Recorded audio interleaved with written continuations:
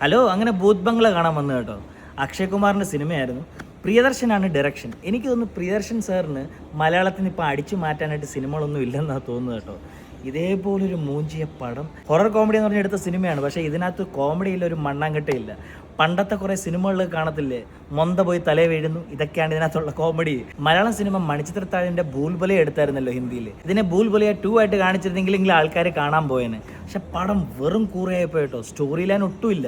എങ്ങനെ അക്ഷയ് കുമാർ ഇതിനകത്ത് ഇൻവെസ്റ്റ് ചെയ്തെന്ന് എനിക്കൊരു പിടിയും കിട്ടുന്നില്ല കേട്ടോ. പ്രിയദർശൻ്റെ ഹിന്ദി ടീമിലുള്ള മിക്കവാറുള്ള എല്ലാ കാസ്റ്റും ഉണ്ട്. പരേഷ് റാവൽ ആണെങ്കിലും പിന്നെ വാമിക പുതിയതായിട്ട് എടുത്തതാണ്. വാമിക എന്തിനാ കാസ്റ്റ് ചെയ്തെന്ന് ഒരു പിടിയും കിട്ടുന്നില്ല.